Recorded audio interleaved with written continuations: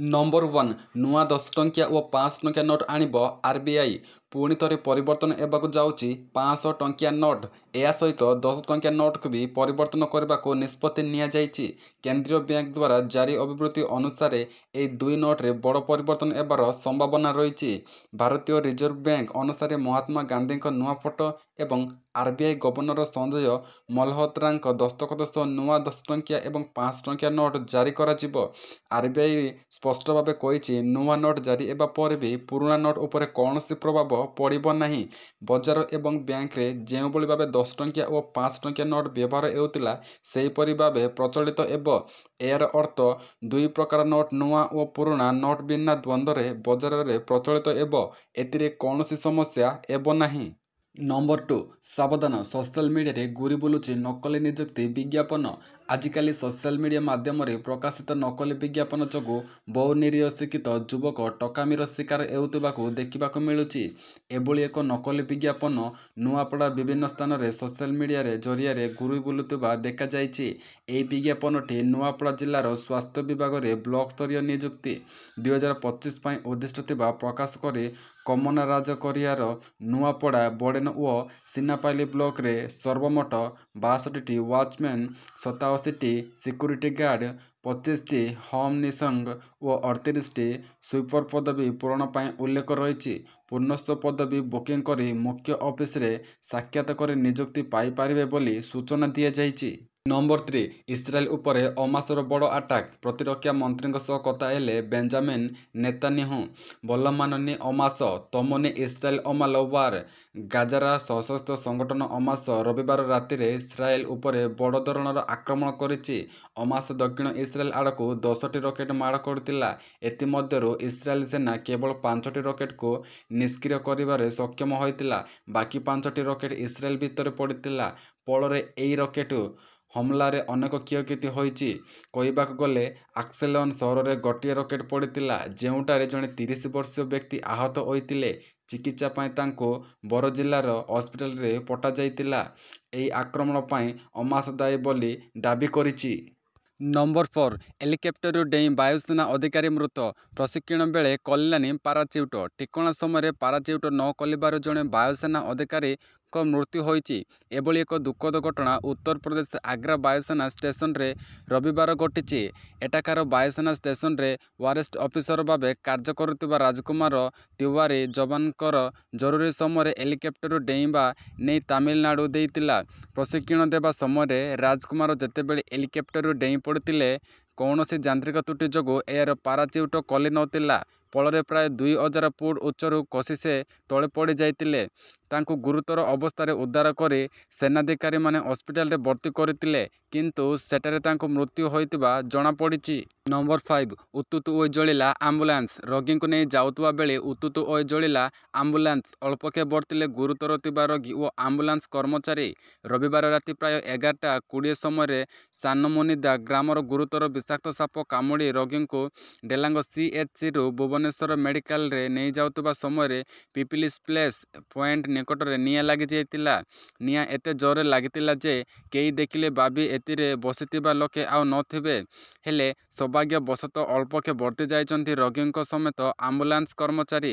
ରୋଗୀଙ୍କୁ ଅନ୍ୟ ଆମ୍ବୁଲାନ୍ସରେ ସୁରକ୍ଷିତ ଭାବେ ପଠାଯାଇଥିବା ବେଳେ ବ୍ୟାଟେରୀ ସର୍ଟସର୍କିଟ୍ ଯୋଗୁଁ ଆମ୍ବୁଲାନ୍ସ ନିଆଁ ଲାଗିଥିବା ଅନୁମାନ କରାଯାଉଛି। ପିପିଲି ପୋଲିସ ଓ ଅଗ୍ନିଶମ ବାହିନୀ ପହଞ୍ଚି ପରିସ୍ଥିତିକୁ ଆୟତ୍ତକୁ ଆଣିଥିଲେ।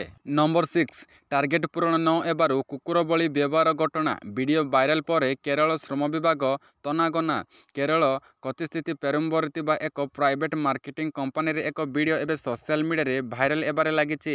ଉକ୍ତ ଭିଡିଓରେ ଖରାପ ପ୍ରଦର୍ଶନ କରୁଥିବା ଜଣେ କର୍ମଚାରୀଙ୍କୁ ଅମାନବୀୟ ବ୍ୟବହାର କରାଯାଉଥିବା ଦେଖିବାକୁ ମିଳିଛି।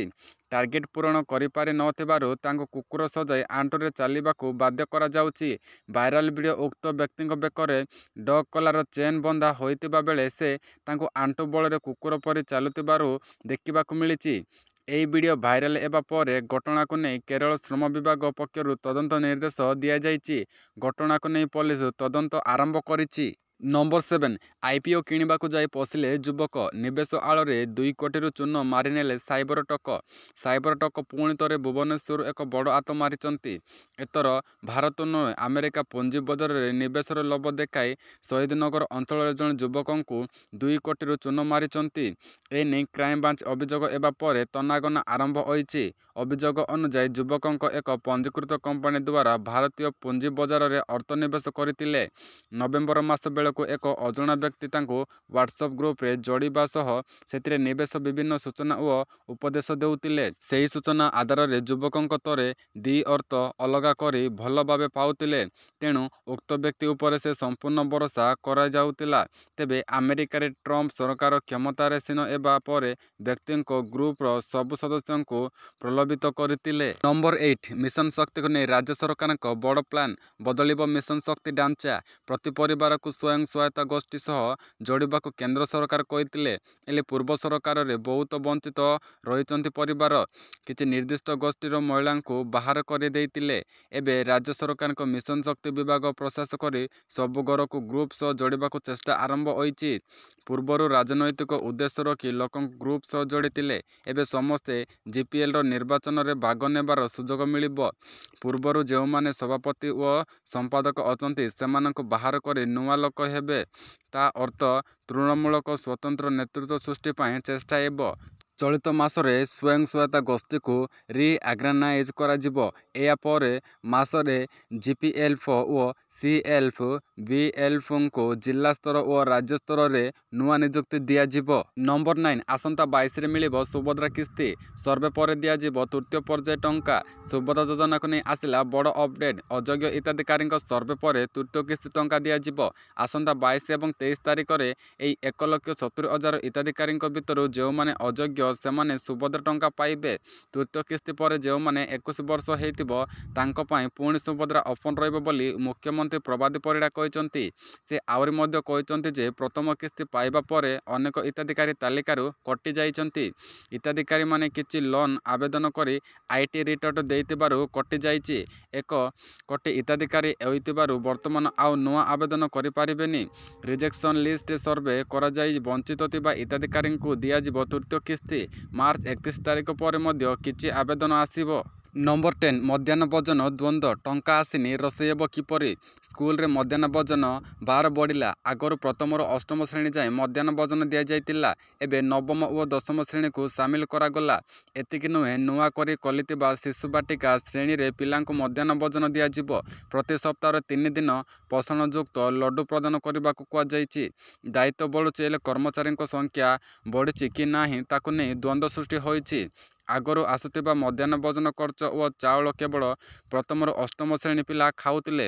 ଏବେ ଆଉ 3 ଶ୍ରେଣୀ ଜଡ଼ିତ ହେବା ପରେ ଏଥିପାଇଁ କୌଣସି ଅର୍ଥ ଏବାଜତ ଆସିନି। ରୋଷେଇ କିପରି ହେବ ବୋଲି ସ୍କୁଲ ଶିକ୍ଷକ ସଂଘ ପ୍ରଶ୍ନ କରିଛି। ଚଳିତ ମାସରୁ ରାଜ୍ୟରେ ସମସ୍ତ ସ୍କୁଲରେ ଆରମ୍ଭ ହୋଇଛି ଶିଶୁ ବାଟିକା। ପିଲାମାନଙ୍କୁ ମଧ୍ୟାହ୍ନ ଭୋଜନ ମଧ୍ୟ ଦିଆଯିବ ବୋଲି ବିଦ୍ୟାଳୟ ଓ ଗଣଶିକ୍ଷା ବିଭାଗ ପକ୍ଷରୁ କୁହାଯାଇଛି।